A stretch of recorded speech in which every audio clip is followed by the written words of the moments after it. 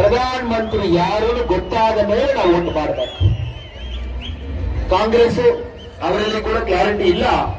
ರಾಹುಲ್ ಗಾಂಧಿ ಅವರು ಪ್ರಧಾನಮಂತ್ರಿ ಕ್ಯಾಂಡಿಡೇಟಾ, ಮಲ್ಲಿಕಾರ್ಜುನ ಖರ್ಗೆ ಅವರ, ಸೋನಿಯಾ ಗಾಂಧಿ ಅವರ, ಅವ್ರಿಗೆ ಗೊತ್ತಿಲ್ಲ. ಆ ಪಾರ್ಟಿ ಅರವಿಂದ್ ಕೇಜ್ರಿವಾಲ್ ಅವರು ಪ್ರಧಾನಮಂತ್ರಿ ಕ್ಯಾಂಡಿಡೇಟ್ ಗೆಲ್ಕೊಂಡಿದ್ರು, ಅವರು ಜೈಲಿನಲ್ಲಿ ಇದ್ದಾರೆ. ಮಮತಾ ಬ್ಯಾನರ್ಜಿ ಅವ್ರಿಗೆ ಐಡಿಯಾ ಇಲ್ಲ. ಮಿತ್ರರೇ, ಕಳೆದ 10 ವರ್ಷದಲ್ಲಿ ನಾವು ನೋಡಿದ್ವಿ ನಮ್ಮಲ್ಲಿರುವ ಅಭ್ಯರ್ಥಿ ಒಂದು normal hi hello welcome to new vlog friends. ಇವತ್ತು ನಾವು ಎಲ್ಲಿ ಹೊಂಟಿವಪ್ಪ ಅಂದರೆ ಒಂದು ಸ್ಪೆಷಲ್ ವಿಡಿಯೋ ತಂದಿನಿ. ಯಾಕಂದರೆ ಇಷ್ಟು ದಿವಸ ಬರೀ ಎಲೆಕ್ಷನಿಂದ ಯಾಕಪ್ಪ ಬರೀ ಎಲೆಕ್ಷನಿಂದ ಮಾಡಕತ್ತಿದ್ದು ಅಂತ ಕೇಳಿರ್ಬೋದು. ಯಾಕಂದರೆ ನಮ್ಮ MP ಎಲೆಕ್ಷನ್ ಅದು, ಇದು ಮೇನ್ ಎಲೆಕ್ಷನ್. ನಾ ಏನು ML ಎಲೆಕ್ಷನಿಗೆ ಮಾಡಿಲ್ಲ, ಇದು MP ಎಲೆಕ್ಷನ್ ಆದ, ಇದು ಮೇನ್ ಇರ್ತದೆ, ಅದಕ್ಕೆ ಮಾಡ್ತಾ ಇದ್ದೀನಿ. ಎಲ್ಲರೂ ತಪ್ಪದೆ ಓಟ್ ಹಾಕ್ರಿ. ಇದೇ ನಮ್ಮ ಉತ್ತರ ಕರ್ನಾಟಕ 7ನೇ ತಾರೀಕು ಎಲೆಕ್ಷನ್ ಆದ, ತಪ್ಪದೆ ಓಟ್ ಹಾಕ್ರಿ ಎಲ್ಲರೂ. ಮತ್ತು ಇವತ್ತು ಈಗ ಎದಕ್ಕೆ ಬಂದಿನಪ್ಪ ಈ ವಿಡಿಯೋಕ್ಕಂದರೆ ನಮ್ಮ ತಮಿಳ್ನಾಡಿನ BJP ಪ್ರೆಸಿಡೆಂಟ್ ಆದ ಅಣ್ಣಾಮಲೈ ಸರ್ ಅವ್ರು ಬರ್ಲಾಕತ್ತಾರೆ. ಅದಕ್ಕೆ ನಾವು ಕೂಡ ಹೊಂಟಿದ್ದೀವಿ. ಅವರು ಎಲ್ಲ ಸ್ಪೀಚ್ ಮಾಡ್ತಾರೆ ನಮ್ಮ BJP ಬಗ್ಗೆ, ನಮ್ಮ ದೇಶಕ್ಕೆ ಯಾವ ಪಕ್ಷ ಬಂದರೆ ಚೆನ್ನಾಗಿರ್ತದೆ ಅಂತ ಅವ್ರು ಬಂದಾರೆ. ಈಗ ನಾವು ಹೊಂಟಿವಿ, ಹಂಗೆ ಕೊನೆಯವ್ರು ನೋಡಿರಿ, ಮಿಸ್ ಮಾಡಬೇಡ್ರಿ, ಎಲ್ಲ ತೋರಿಸ್ತೀನಂತ. ಹಾಗೆ ನಮ್ಮ ಚಾನಲ್ಗೆ ಯಾರ್ಯಾರು ಸಬ್ಸ್ಕ್ರೈಬ್ ಮಾಡಿಲ್ಲ ಹೋಗಿ ಸಬ್ಸ್ಕ್ರೈಬ್ ಮಾಡಿರಿ, ಪಟ್ ಹೋಗಿ ಶೇರ್ ಮಾಡಿರಿ. ಇನ್ನು ಹೊಸದಾಗಿ ವಿಡಿಯೋ ತರತ್ನಂತ. ಎಲೆಕ್ಷನ್ ಇದ್ದಿದ್ದ ಕಾರಣ ಎಲ್ಲಿ ಹೋಗೋದಾಗಿಲ್ಲ, ಸುಮ್ಮನೆ ಯಾಕೆ ಪ್ರಾಬ್ಲಮ್ ಅಂತ. ಮತ್ತು ಹೊಸದಾಗಿ ತರತ್ನಂತ. ಮತ್ತು ಬನ್ನಿರಿ ಹೋಗೋಣ, ಅಲ್ಲಿ ಹೋಗಿ ಸಿಗ್ತೀನಿ ನಾನು.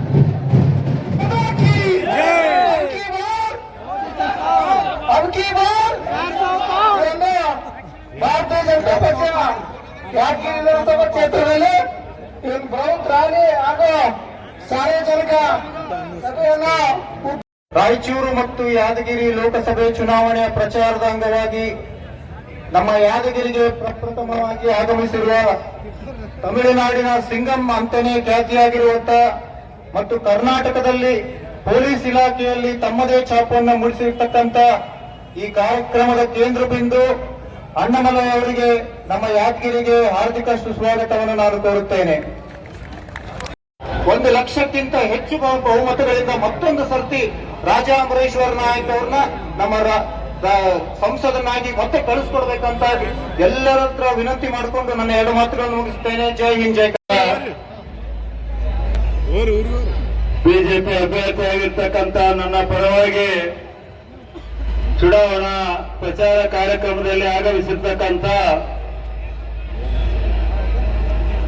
ತಮಿಳುನಾಡಿನ ಭಾರತೀಯ ಜನತಾ ಪಕ್ಷದ ಅಧ್ಯಕ್ಷರು, ಯುವ ನೇತಾರರು, ಇಡೀ ದೇಶದಲ್ಲಿ ಇವತ್ತು ದಕ್ಷಿಣ ಭಾರತದಿಂದ ಇನ್ನು ಸಾಕಷ್ಟು ಹೈವೇಗಳಾಗಬೇಕು, ಸಾಕಷ್ಟು ಇಂಜಿನಿಯರಿಂಗ್ ಕಾಲೇಜ್ ಆಗಬೇಕು, ಇನ್ನು ಹೆಚ್ಚೆಚ್ಚು ಮಕ್ಕಳಿಗೆ ವಿದ್ಯಾಭ್ಯಾಸ, ಅದೇ ರೀತಿ ಆರೋಗ್ಯಕ್ಕೆ ಒತ್ತು ಕೊಡ್ತಕ್ಕಂಥ ನಿಟ್ಟಿನಲ್ಲಿ ಏಮ್ಸ್ ಅನ್ನು ತರ್ತಕ್ಕಂಥದ್ದು ಮುಂದಿನ ದಿವಸಗಳಲ್ಲಿ ಮಾಡ್ತೇವೆ.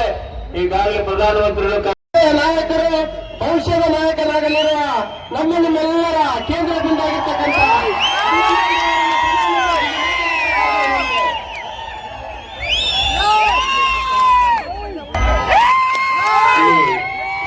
ನಮ್ಮ ಮಿತ್ರರೇ, ಯುವಕರೇ, ತಾಯಂದ್ರೆ, ಸಹೋದರ ಸಹೋದರಿಯವರೇ, ಮಾಧ್ಯಮ ಮಿತ್ರರೇ, ನಮ್ಮ ವೇದಿಕೆ ಮೇಲಿರುವ ಎಲ್ಲ ಗಣ್ಯರೇ, ತಮ್ಮೆಲ್ಲರೂ ಕೂಡ ನಮಸ್ಕಾರ ತಿಳಿಸ್ತೇವೆ. ಕರ್ನಾಟಕದಲ್ಲಿ ಒಂದು ಫೇಸ್ ಎಲೆಕ್ಷನ್ ಆದ ಮೇಲೆ ಎರಡನೇ ಫೇಸ್ ಎಲೆಕ್ಷನ್ ನಾಳೆ ಕೊನೆಯ ದಿವಸ. ಪ್ರಚಾರ ನಾಳೆ ಮುಕ್ತಾಯ ಆಗ್ಬೇಕು. ಅದಾದ ಮೇಲೆ ಒಂದು ದಿವಸ ಸೈಲೆನ್ಸ್ ಪೀರಿಯಡ್. 7ನೇ ತಾರೀಕು ನಾವೆಲ್ಲರೂ ಕೂಡ ವೋಟ್ ಹಾಕ್ಬೇಕು. ಮಿತ್ರರೇ, ನಮ್ಮೆಲ್ಲರೂ ಕೂಡ ಗೊತ್ತು, 2 ಫೇಸ್ ನಲ್ಲಿ ನಮ್ಮ ದೇಶದಲ್ಲಿ 190 ಕ್ಷೇತ್ರದಲ್ಲಿ ನಾವೆಲ್ಲರೂ ಕೂಡ ವೋಟ್ ಮಾಡಿದ್ದೀವಿ. 190 ಆಯ್ತು 543ರಲ್ಲಿ. ಇದು ಬಹಳ ವಿಚಿತ್ರ ಒಂದು ಎಲೆಕ್ಷನ್. ಅದು ನಮ್ಮ ಕಡೆಯಲ್ಲಿ ಅಭ್ಯರ್ಥಿ ಇದ್ದಾರೆ, 5 ವರ್ಷ MP ಕೆಲಸ ಮಾಡಿದ ಅಭ್ಯರ್ಥಿ ನಮ್ಮಲ್ಲಿ ಪುನಃ ಇದ್ದಾರೆ, 10 ವರ್ಷ ಕೆಲಸ ಮಾಡಿದ ಪ್ರಧಾನಮಂತ್ರಿ ನರೇಂದ್ರ ಮೋದಿ ಸಾಹೇಬರು ಇದ್ದಾರೆ, ಮತ್ತೊಮ್ಮೆ ತಮ್ಮ ಮುಂಚೆ ಪ್ರಧಾನಮಂತ್ರಿ ಹೇಳ್ತಾ ಇದ್ದಾರೆ 5 ವರ್ಷಕ್ಕೆ ತಾವು ಇನ್ನೊಂದು ಅವಕಾಶ ಕೊಡಬೇಕು. 2 ಫೇಸ್ ಎಲೆಕ್ಷನ್ ಆದ ಮೇಲೆ ಕೂಡ 190 ಕ್ಷೇತ್ರದಲ್ಲಿ ಜನ ವೋಟ್ ಮಾಡಿದ ಮೇಲೆ ಕೂಡ ನಮಗೆ ಇಂಡಿ ಅಲಯನ್ಸ್ ನಲ್ಲಿ ಯಾರು ಪ್ರಧಾನಮಂತ್ರಿ ಕ್ಯಾಂಡಿಡೇಟ್ ಯಾರು ಗೊತ್ತಿಲ್ಲ ನಮಗೆ. ನೋಡಿ, 3ನೇ ಫೇಸ್ ಮುಕ್ತಾಯ ಆಗ್ತಾ ಇದೆ. 3ನೇ ಫೇಸ್ ಮುಕ್ತಾಯ ಆಗ್ತಾ ಇದೆ. 3ನೇ ಫೇಸ್ ನಲ್ಲಿ ಇನ್ನೂ 100 ಸೀಟ್ ಎಲೆಕ್ಷನ್ಗೆ ಹೋಗ್ತಾ ಇದೆ. 290 ಸೀಟ್ ವೋಟ್ ಮಾಡಿದ ಮೇಲೆ ಕೂಡ ಮೇ 7ನೇ ತಾರೀಕು ಕೂಡ ಅವ್ರಿಗೆ ಹೇಳಲ್ಲ ಅವರ ಕಡೆಯಲ್ಲಿ ಪ್ರಧಾನಮಂತ್ರಿ ಕ್ಯಾಂಡಿಡೇಟ್ ಯಾರು, ಪ್ರೈಮ್ ಮಿನಿಸ್ಟರ್ ಕ್ಯಾಂಡಿಡೇಟ್ ಯಾರು ಹೇಳಲ್ಲ. ಮಿತ್ರರೇ, ನಾವು ಒಂದು ವಿಷಯ ನಾವು ಅರ್ಥ ಮಾಡಿಕೊಳ್ಬೇಕು. ನಾವೆಲ್ಲರೂ ಕೂಡ ಯಾಕೆ ಇಲ್ಲಿ ಸೇರಿದ್ದೀವಿ? ನಾವೆಲ್ಲರೂ ಕೂಡ ಇಲ್ಲಿ ಸೇರಿರುವ ಒಂದೇ ಒಂದು ಕಾರಣ, ಸನ್ಮಾನ್ಯ ನರೇಂದ್ರ ಮೋದಿ ಅವರು ಮತ್ತೊಮ್ಮೆ ಬೇಕಾಗ್ತಾರೆ. ಇನ್ನು 5 ವರ್ಷ 10 ವರ್ಷ ನಾಯಕರ ಕೆಲಸ ಮಾಡಿ ತೋರಿಸಿದ್ದಾರೆ. ಅದೇ ತಾಕತ್ತಿನಲ್ಲಿ ಇನ್ನು 5 ವರ್ಷ ಅವರು ಕೆಲಸ ಮಾಡಬೇಕು. ಅದಕ್ಕೋಸ್ಕರ ನಾವೆಲ್ಲರೂ ಕೂಡ ತಾಯಂತರು ಎಲ್ಲರೂ ಕೂಡ ಹಳ್ಳಿ ಕಡೆ ಇರೋದ್ರಿ ಬಂದು ಈ ಮೀಟಿಂಗ್ ನಲ್ಲಿ ಎಲ್ಲ ಬಂದಿದ್ದಾರೆ. ಯಾಕಂದ್ರೆ ನಾವೆಲ್ಲರೂ ಕೂಡ ಅರ್ಥ ಮಾಡಿಕೊಳ್ಬೇಕು, ಈ ಎಲೆಕ್ಷನ್ ನಲ್ಲಿ ನಾವು ವೋಟ್ ಮಾಡುವುದು ಪ್ರಧಾನ ಮಂತ್ರಿ ಯಾರು ಗೊತ್ತಾದ ಮೇಲೆ ನಾವು ವೋಟ್ ಮಾಡಬೇಕು. ಕಾಂಗ್ರೆಸ್ ಅವರಲ್ಲಿ ಕೂಡ ಕ್ಲಾರಿಟಿ ಇಲ್ಲ. ರಾಹುಲ್ ಗಾಂಧಿ ಅವರು ಪ್ರಧಾನಮಂತ್ರಿ ಕ್ಯಾಂಡಿಡೇಟ, ಮಲ್ಲಿಕಾರ್ಜುನ ಖರ್ಗೆ ಅವರ, ಸೋನಿಯಾ ಗಾಂಧಿ ಅವರ, ಅವ್ರಿಗೆ ಗೊತ್ತಿಲ್ಲ. ಆ ಪಾರ್ಟಿ ಅರವಿಂದ್ ಕೇಜ್ರಿವಾಲ್ ಅವರು ಎಲ್ಲಾ ಪಾರ್ಟಿಗಳಲ್ಲಿ ಕೂಡ ಯಾರಿಗೂ ಕೂಡ ಕ್ಲಾರಿಟಿ ಇಲ್ಲ. ಪ್ರಧಾನ ಮಂತ್ರಿ ಕ್ಯಾಂಡಿಡೇಟ್ ಆಗಿ ಯಾರು ಬಂದು ಜೂನ್ 4ನೇ ತಾರೀಕು ಅವ್ರ ಹೆಸರು ಏನು? ಮಿತ್ರರೇ, ಕಳೆದ 10 ವರ್ಷದಲ್ಲಿ ನಾವು ನೋಡಿದ್ವಿ, ನಮ್ಮಲ್ಲಿ ಇರುವ ಅಭ್ಯರ್ಥಿ ಒಂದು ನಾರ್ಮಲ್ ಅಭ್ಯರ್ಥಿ ಇಲ್ಲ. 543 MP ಇರುವ ಲೋಕಸಭಾದಲ್ಲಿ 28 MP ಕರ್ನಾಟಕದಲ್ಲಿ ಇರುವ ಲೋಕಸಭಾದಲ್ಲಿ ಅಟೆಂಡೆನ್ಸ್ ಯಾವ MP ಬಹಳ ಜಾಸ್ತಿ ಸಮಯ ಲೋಕಸಭಾಕ್ಕೆ ಹೋಗಿದ್ದಾರೆ ಕರ್ನಾಟಕದಲ್ಲಿ ನಂಬರ್ 1 ಆಗಿರುವ ನಮ್ಮ ಜೊತೆಗಿದ್ದಾರೆ. ನಮ್ಮ ದೇಶದಲ್ಲಿ 543 MP ದಲ್ಲಿ 9ನೇ ಸ್ಥಾನದಲ್ಲಿ ಇದ್ದಾರೆ. ಅಟೆಂಡೆನ್ಸ್ ನಲ್ಲಿ 9ನೇ ಸ್ಥಾನದಲ್ಲಿ ಇರುವ MP ನಮ್ಮಲ್ಲಿ ಇದ್ದಾರೆ. ತಾವೊಂದು MP ಯಾಕೆ ಕಳಿಸ್ತೀರಮ್ಮ? ನಮ್ಮ ತಾಯಂದ್ರು ಇದ್ದಾರೆ, ನಾವೆಲ್ಲ ಇದೀವಿ, ಯಾಕೆ ಒಂದು MP ಕಳಿಸ್ತೀವಿ? ನಮ್ಮ ಪ್ರಾಬ್ಲಮ್ ಏನಿದೆ ಪಾರ್ಲಿಮೆಂಟ್ ನಲ್ಲಿ ಹೋಗಿ ಮಾತಾಡ್ಬೇಕು, ಅದಕ್ಕೆ ಕಳಿಸ್ತಾ ಇದ್ವಿ. ಸುಮ್ಮನೆ MP ದಲ್ಲಿ ಸೆಲೆಕ್ಟ್ ಮಾಡಿ ರಾಹುಲ್ ಗಾಂಧಿ ಅವರಿರ್ತಾರೆ, ವಯನಾಡಕ್ಕೂ 5 ಬಾರಿ ಹೋಗಿದ್ರು. 5 ವರ್ಷದಲ್ಲಿ ರಾಹುಲ್ ಗಾಂಧಿ ಅವರು ಅವರ ಕ್ಷೇತ್ರ ವಯನಾಡು ಕೇರಳದಲ್ಲಿ 5 ಬಾರಿ ಮಾತ್ರ 5 ವರ್ಷದಲ್ಲಿ ಹೋಗಿದ್ದಾರೆ. ನಮಗೆ ಆ ತರ MP ಬೇಡ, ನಮಗೆ VIP MP ಬೇಡ. ಎಲ್ಲಿಯೋ ಒಂದು ಕಡೆಯಿಂದ ಇಲ್ಲಿ ಬಂದು ಟೂರಿಸ್ಟ್ ತರ ಬಂದು ಹೋಗುವ MP ಬೇಡ. ಬೆಂಗಳೂರಲ್ಲಿ ಮನೆ ಇಟ್ಕೊಂಡು ಹಳ್ಳಿಯಲ್ಲಿರುವ ಪ್ರಾಬ್ಲಮ್ MP ಅವರು ಗೊತ್ತಾಗಲಿಕ್ಕೆ ಸಾಧ್ಯತೆ ಎಲ್ಲಿ ಇದೆ? ಸಾಧ್ಯವೇ ಇಲ್ಲ. ಅಮರೇಶ್ ನಾಯಕ್ ಅವರು ಹೈಯೆಸ್ಟ್ ಅಟೆಂಡೆನ್ಸ್. ಅದು ಮಾತ್ರ ಇಲ್ಲ, MP ಅವರು ಮತ್ತೊಂದು ಕರ್ತವ್ಯ ಏನು, ಪಾರ್ಲಿಮೆಂಟ್ ನಲ್ಲಿ ನಮ್ಮ ಪ್ರಾಬ್ಲಮ್ ಬಗ್ಗೆ ಅವರು ಅಲ್ಲಿ ಮಾತಾಡಬೇಕು, ಅದಕ್ಕೆ ಸರ್ಕಾರ ಉತ್ತರ ಕೊಡಬೇಕು. 425 ಬಾರಿ ಮಾತಾಡಿದ್ದಾರೆ. 425 ಬಾರಿ, 425 ಟೈಮ್ಸ್. ಸರಿಯಾ ಸರ್? ಅದು ಜಾಸ್ತಿ ಇದೆ ಸರ್. 425 ಜಾಸ್ತಿ. ಇಂಡಿಯಾದಲ್ಲಿ ಯಾರು 425 ಬಾರಿ ಎಲ್ಲ ಮಾತಾಡಲ್ಲ ಪಾರ್ಲಿಮೆಂಟ್ ನಲ್ಲಿ, ಅಷ್ಟು ಅವಕಾಶ ಸಿಕ್ಕಿಲ್ಲ. 425 ಬಾರಿ ಪಾರ್ಲಿಮೆಂಟ್ ನಲ್ಲಿ ನಮ್ಮ ರಾಯಚೂರು ಬಗ್ಗೆ, ಇಲ್ಲಿರುವ ನಮ್ಮ ಒಂದೊಂದು ಜಾಗ ಬಗ್ಗೆ, ಇಲ್ಲಿರುವ 8 ಅಸೆಂಬ್ಲಿ ಕ್ಷೇತ್ರ ಬಗ್ಗೆ, ಯಾಕೆ ಬಗ್ಗೆ ಎಲ್ಲ ಭಾಗದಲ್ಲಿರುವ ಪ್ರಾಬ್ಲಮ್ ಕೂಡ 425 ಬಾರಿ ಅವ್ರು ಮಾತಾಡ್ತಾರೆ. ಅದಕ್ಕೆ ಮಿತ್ರರೇ, ತಮ್ಮೆಲ್ಲರಲ್ಲಿ ಕೂಡ ನಾವು ವಿನಂತಿ ಮಾಡ್ತಾ ಇದೀವಿ, ಒಂದು ಪರ್ಫಾರ್ಮಿಂಗ್ MP ನಮಗ್ ಸಿಕ್ಕಿದ್ದಾರೆ. ಆ MP ಸಾಹೇಬರು ಯಾಕೆ ಹೇಳ್ತಾರೆ ನನಗೆ ಗೊತ್ತಾಗ್ತಾ ಇಲ್ಲ. ಕೊನೆಯ ಬಾರಿ ನಿಲ್ತಾ ಇದ್ದೀನಿ, ತಾವೆಲ್ಲ ಆಶೀರ್ವಾದ ಕೊಡ್ಬೇಕು. ಅವ್ರ ಸರ್ವಿಸ್ ಇನ್ನ ಬೇಕಾಗ್ತದೆ, ಇನ್ನು ತುಂಬಾ ಸಮಯ ಅವ್ರು ಬೇಕು. ಇಲ್ಲಿರುವ ಎಲ್ಲ ಯುವಕರು ಕೂಡ ಒಂದು ರೋಲ್ ಮಾಡೆಲ್ ಆಗಿರ್ಬೇಕು, ಗೈಡ್ ಮಾಡಬೇಕು. ಅವ್ರು ನಮ್ಮಲ್ಲಿ ವಿನಂತಿ ಮಾಡ್ತಾ ಇದ್ದಾರೆ, ಮತ್ತೊಮ್ಮೆ ತಾವು ಆಶೀರ್ವಾದ ಅವರು ಕೊಡಬೇಕು. ಈ ಬಾರಿ 7ನೇ ತಾರೀಕು ನಾವೆಲ್ಲರೂ ಕೂಡ ನಮ್ಮ MP ಮೇಲೆ ಭರವಸೆ ಇಟ್ಕೊಂಡು ಅವ್ರಿಗೆ ನಾವು ವೋಟ್ ಮಾಡಬೇಕು, ನಮ್ಮ ಕಮಲಕ್ಕೆ ವೋಟ್ ಮಾಡಬೇಕು. ಮೋದಿ ಅವರು 400ಕ್ಕೆ ಹೆಚ್ಚು ಕ್ಷೇತ್ರದಲ್ಲಿ ಮೋದಿ ಅವರು ರೈಟ್ ಹ್ಯಾಂಡ್ ಲೆಫ್ಟ್ ಹ್ಯಾಂಡ್ ಯಾರು ನಮ್ಮ ಅಭ್ಯರ್ಥಿ ಇದ್ದಾರೆ ಅವರೆಲ್ಲರೂ ಕೂಡ ಗೆದ್ಕೊಂಡು ಬರ್ಬೇಕು. ಮತ್ತೆ ಒಂದು ವಿಷಯ ಅರ್ಥ ಮಾಡಿಕೊಳ್ಬೇಕು, ಯಾಕೆ ನಾನು ಓಡ್ಬೇಕು? ಇವತ್ತು ಕಾಂಗ್ರೆಸ್ ಅವರು ಟೀಕೆ ಮಾಡ್ತಾ ಇದ್ದಾರೆ, ಯಾಕೆ ಮೋದಿಜಿ ಅವ್ರಿಗೆ 400 ಬೇಕನ? ಅವರು ಕಾನ್ಸ್ಟಿಟ್ಯೂಷನ್ ಬದಲಾವಣೆ ಮಾಡ್ತಾರೆ, ಸಂವಿಧಾನ ಬದಲಾವಣೆ ಮಾಡ್ತಾರೆ, ಅದಕ್ಕೋಸ್ಕರ ಬೇಕನ್ನು ಕಾಂಗ್ರೆಸ್ ಟೀಕೆ ಮಾಡ್ತಾರೆ. ಮತ್ತೆ ತಾವು ಅರ್ಥ ಮಾಡಿಕೊಳ್ಬೇಕು, ನಿಮ್ಮ ಭಾಗದಲ್ಲಿ ಇಲ್ಲಿ ಗುಲ್ಬರ್ಗ ಭಾಗದಲ್ಲಿ ವೀರೇಂದ್ರ ಪಟೇಲ್ ಸಾಹೇಬರು ಕರ್ನಾಟಕ ಮುಖ್ಯಮಂತ್ರಿಯಾಗಿ ತಾವೆಲ್ಲ ಆಯ್ಕೆ ಮಾಡಿದರು. ರಾಜೀವ್ ಗಾಂಧಿ ಅವರು ನಮ್ಮ ದೇಶದ ಪ್ರಧಾನಮಂತ್ರಿಯಾಗಿರುವಾಗ ಬೆಂಗಳೂರು ಏರ್ಪೋರ್ಟ್ ನಲ್ಲಿ ನಮ್ಮ ಮಾಧ್ಯಮ ಮಿತ್ರರು ಒಂದು ಕ್ವೆಶ್ಚನ್ ಹೇಳ್ತಾರೆ, ವೀರೇಂದ್ರ ಪಟೇಲ್ ಸಾಹೇಬರು ಅವರು ಕಂಟಿನ್ಯೂ ಮಾಡ್ತಾರಾ, ನೀವು ಚೇಂಜ್ ಮಾಡ್ತೀರಾ? ರಾಹುಲ್ ಗಾಂಧಿ ಅವರು ಫ್ಲೈಟ್ ಡೆಲ್ಲಿದಲ್ಲಿ ಲ್ಯಾಂಡ್ ಆಗಲಿಕ್ಕೆ ಮುಂಚೆ ವೀರೇಂದ್ರ ಪಟೇಲ್ ಸಾಹೇಬರು ತೆಗೆದುಹಾಕಿದ್ದಾರೆ. ಇದು ಕಾಂಗ್ರೆಸ್ ಅವರು ಮಾಡಿದ ಕೆಲಸ. ಇಂದಿರಾ ಗಾಂಧಿ ಅವರು ಮಾತ್ರ 51 ಬಾರಿ ಆರ್ಟಿಕಲ್ 356 ಯೂಸ್ ಮಾಡಿದ್ದಾರೆ. 51 ಬಾರಿ, 51 ಟೈಮ್ಸ್ ಆರ್ಟಿಕಲ್ 356 ಯೂಸ್ ಮಾಡಿ ಈ ರಾಜ್ಯದಲ್ಲಿ ಯಾವ ಸರ್ಕಾರ ಇದ್ದಾರೆ ಆ ಸರ್ಕಾರ ತೆಗೆದುಹಾಕಿದ್ದಾರೆ. ಕಾಂಗ್ರೆಸ್ ಪಕ್ಷ ಮಾತ್ರ 91 ಬಾರಿ ಯೂಸ್ ಮಾಡಿದ್ದಾರೆ. ಕಾಂಗ್ರೆಸ್ ಪಕ್ಷ 91 ಬಾರಿ ಆರ್ಟಿಕಲ್ 356 ಯೂಸ್ ಮಾಡಿದ್ದಾರೆ. ಇಂದಿರಾ ಗಾಂಧಿ ಅವರು 51 ಬಾರಿ. ಇಡೀ ಸಂವಿಧಾನ ಏನಿದೆ ಆ ಸಂವಿಧಾನ ಖಂಡಿತವಾಗಿ ಅದು ತುಂಡು ಮಾಡಿದ್ದು ಕಾಂಗ್ರೆಸ್ ಪಕ್ಷ. ಅದು ಮಾತ್ರ ಎಮರ್ಜೆನ್ಸಿ ತಗೊಂಡು ಬಂದಿದ್ದು ಯಾರು? ಕಾಂಗ್ರೆಸ್ ಪಕ್ಷ. ಎಮರ್ಜೆನ್ಸಿ ಬಂದ ಮೇಲೆ ಸಾಮಾನ್ಯ ಮಹಿಳೆಯರಿಗಿರುವ ಹಕ್ಕು ಏನಿದೆ ಅದು ಕೂಡ 1.5 ವರ್ಷ ಸಸ್ಪೆಂಡ್ ಮಾಡಿದ್ದಾರೆ, ಅದು ಕಾಂಗ್ರೆಸ್ ಪಕ್ಷ. ಇವತ್ತು ಸಂವಿಧಾನ ಬಗ್ಗೆ ಒಂದು ಪಕ್ಷಕ್ಕೆ ಮಾತಾಡ್ಲಿಕ್ಕೆ ನೈತಿಕತೆ ಇಲ್ಲ ಅನ್ನೋದು ಕಾಂಗ್ರೆಸ್ ಪಕ್ಷ. ನಮಗೆ ಯಾಕೆ 400 ಬೇಕಂತ ನಮಗೆ ಗೊತ್ತು. ತಾಯಂದ್ರಿಗೆ ಇನ್ನೂ ಜಾಸ್ತಿ ಕೆಲಸ ಮಾಡಬೇಕು. ಎಲ್ಲಾ ಮನೆ ಕೂಡ ಕುಡಿಯುವ ನೀರು ಪೈಪ್ ಮೂಲಕ ಬರಬೇಕು. ಎಲ್ಲಾ ಕಡೆಗಳಲ್ಲಿ ಕೂಡ ಈ ಭಾಗ ನಮಗೆ ಗೊತ್ತಿರ್ತದೆ, ಇನ್ನು ತುಂಬಾ ಡೆವಲಪ್ಮೆಂಟ್ ಆಗ್ಬೇಕು. 40-50 ವರ್ಷ ಏನು ಕೆಲಸ ಯಾರು ಮಾಡಿಲ್ಲ. ನಮ್ಮ ರಾಜ ಅವರು ಬಂದ ಮೇಲೆ 5 ವರ್ಷದಲ್ಲಿ ವಂದೇ ಭಾರತ್ ಟ್ರೈನ್ಲಿருந்து, ಒಳ್ಳೆಯ ರಸ್ತೆಯಲ್ಲಿருந்து, ಇಲ್ಲಿರುವ ಮೆಡಿಕಲ್ ಕಾಲೇಜಿಲಿருந்து ಇಲ್ಲಿ ತುಂಬಾ ಕೆಲಸ ಮಾಡ್ಲಿಕ್ಕೆ ಶುರು ಮಾಡಿ ಕೆಲಸ ಆಗ್ತಾ ಇದೆ. ಇನ್ನು 5 ವರ್ಷ ಬೇಕು ಈ ಭಾಗದಲ್ಲಿ ಅವ್ರಿಗೆ ಎಂಪ್ಲಾಯ್ಮೆಂಟ್ ಜನರೇಟ್ ಮಾಡಬೇಕು. ಈ ಚಿಂತನೆ ನಮ್ಮೆಲ್ಲರೂ ಗೊತ್ತಿರ್ತದೆ. ನಮ್ಮ NDA ಬಿಜೆಪಿ ಸರ್ಕಾರಕ್ಕೆ ಮಾತ್ರ ಇದೆ. ಯುವಕರಿಗೆ ಎಂಪ್ಲಾಯ್ಮೆಂಟ್ ಹಳ್ಳಿ ಕಡೆಯಲ್ಲಿ, ರೂರಲ್ ಪ್ರದೇಶದಲ್ಲಿ ಕೊಡಬೇಕು. ಈ ಚಿಂತನೆ ನಮಗೆ ಮಾತ್ರ ಇದೆ. ಕಾಂಗ್ರೆಸ್ ಪಕ್ಷದಲ್ಲಿ 53 ವರ್ಷ ಕೈನಲ್ಲಿ ಅಧಿಕಾರ ಇತ್ತು. 53 ವರ್ಷ 1952, 57, 62, 67, 71, 76, 84, 91, 2004, 2009 ಇಷ್ಟು ಬಾರಿ ಕಾಂಗ್ರೆಸ್ ಪಕ್ಷದಲ್ಲಿ ನಾಯಕರು ಪ್ರಧಾನಮಂತ್ರಿಯಾಗಿ ಆ ಚೇರ್ನಲ್ಲಿ ಕೂತಿದ್ರು. 53 ವರ್ಷ ಆಡಳಿತ ಅವರ ಕೈದಲ್ಲಿ ಮಾತ್ರ ಇತ್ತು. ಏನ್ ಕೆಲಸ ಮಾಡಿದ್ರು? ಒಂದು ಟಾಯ್ಲೆಟ್ ಕಟ್ಟಿಕೊಟ್ಟಿಲ್ಲ. ಗ್ರಾಮದಲ್ಲಿ ನಮ್ಮ ಮನೆಗೆ ಒಂದು ಟಾಯ್ಲೆಟ್ ಕಟ್ಟಿಕೊಟ್ಟಿಲ್ಲ. ಅದು ಕೂಡ ಒಂದು ಮೋದಿಜಿ ಬೇಕಾಗ್ತಾರೆ. ಗ್ರಾಮದಲ್ಲಿ ರಾಜೀವ್ ಗಾಂಧಿ ಅವರು 1985ರಲ್ಲಿ ಹೇಳಿದ್ರು, 5 ವರ್ಷದಲ್ಲಿ ಗ್ರಾಮದಲ್ಲಿರುವ ಎಲ್ಲಾ ಮನೆಗೆ ಕೂಡ ನಾವು ಕುಡಿಯುವ ನೀರು ಪೈಪ್ ಮಾಡಿ ಕೊಡ್ತೀವಿ. ಯಾವಾಗ ಹೇಳಿದ್ರು? 1985ರಲ್ಲಿ. ಒಂದು ಮನೆ ಕೊಟ್ಟಿಲ್ಲ. ಮೋದಿ ಸಾಹೇಬರು ಬಂದ ಮೇಲೆ 2019ರಲ್ಲಿ ಹೇಳಿ ಮನೆ ಮನೆಗೆ ನೀರು ಕೊಡುವ ಕೆಲಸ ನಮ್ಮ ಸರ್ಕಾರ ಮಾಡ್ತಾ ಇದೆ. ಇಲ್ಲಿರುವ ಎಲ್ಲಾ ನಾಯಕರು ಕೂಡ ನಾನು ಕೈ ಮುಗಿದು ಒಂದು ಮಾತು ಹೇಳ್ತಾ ಇದ್ದೆ. ನಾನು ನನ್ನ ಹೆಂಡತಿಯವರು, ವೈಫ್ ಅವರು ಒಂದು ಅಂಗಡಿಗೆ ಹೋಗಿದ್ದೆ. ನಮ್ಮ ಸಣ್ಣ ಮಗುಗೊಂದು ಸೈಕಲ್ ತಗೊಳ್ಳೋಣ, ಪ್ಲಾಸ್ಟಿಕ್ ಸೈಕಲ್ ತಗೊಳ್ಳೋಣ. ನಾನು ಹೋದ ತಕ್ಷಣ ಅಂಗಡಿಯಲ್ಲಿ ಹೇಳಿದ್ದೀನಿ, ಅಣ್ಣ ಸೈಕಲ್ ಎಷ್ಟಪ್ಪ? 700 ರೂಪಾಯಿ ಹೇಳಿದ್ದೀನಿ. ನಾನು ಹೇಳಿದ್ರೆ ಅವ್ರು 100 ರೂಪಾಯಿ ಡಿಸ್ಕೌಂಟ್ ಮಾಡಿ 600 ಕೊಡಿ. ನನ್ನ ವೈಫ್ ಏನ್ ಹೇಳಿದ್ರು, ಇಲ್ಲ ಇದಕ್ಕೆ ವಾರಂಟಿ ಎಷ್ಟು ವರ್ಷ ಅಂತ ಹೇಳಿ. ಮಿತ್ರ, ನಾವು ಅರ್ಥ ಮಾಡಿಕೊಳ್ಬೇಕು, ಕಾಂಗ್ರೆಸ್ ಪಕ್ಷಕ್ಕೂ ವಾರಂಟಿ ಇಲ್ಲ. ಆ ವಾರಂಟಿ ಇಲ್ಲ. ತಾವೇ ನಾಯಕರು ತಾವು ಯೋಚನೆ ಮಾಡಬೇಕು. ವಾರಂಟಿ ಇಲ್ಲದೆ ಪಕ್ಷ ನಮ್ಮಲ್ಲೇ ಗ್ಯಾರಂಟಿ ಬಗ್ಗೆ ಮಾತಾಡ್ತಾ ಇದ್ದಾರೆ.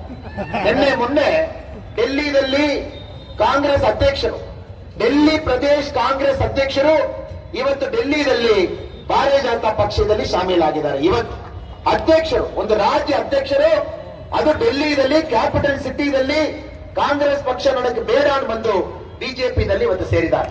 ಇಡೀ ಇಂಡಿಯಾದಲ್ಲಿ ಎಲ್ಲಾ ಕಡೆಯಲ್ಲಿ ಕೂಡ ನಾಯಕರು ಯಾರು ಕೂಡ ಕಾಂಗ್ರೆಸ್ ನಲ್ಲಿ ಇಲ್ಲ. ಎಲ್ಲ ಬಿಟ್ಟು ಬಿಜೆಪಿ ಕಡೆ ಬರ್ತಾ ಇದ್ದಾರೆ. ಕಾರಣ ಅವರು ಗೊತ್ತು, ಕಾಂಗ್ರೆಸ್ ಪಕ್ಷ ಈ ಎಲೆಕ್ಷನ್ 2024ನಲ್ಲಿ 50ಕ್ಕೂ ಕಡಿಮೆ MP ಅವ್ರು ಗೆಲ್ತಾರೆ ಅನ್ನೋ ಅವ್ರಿಗೆ ಗೊತ್ತು.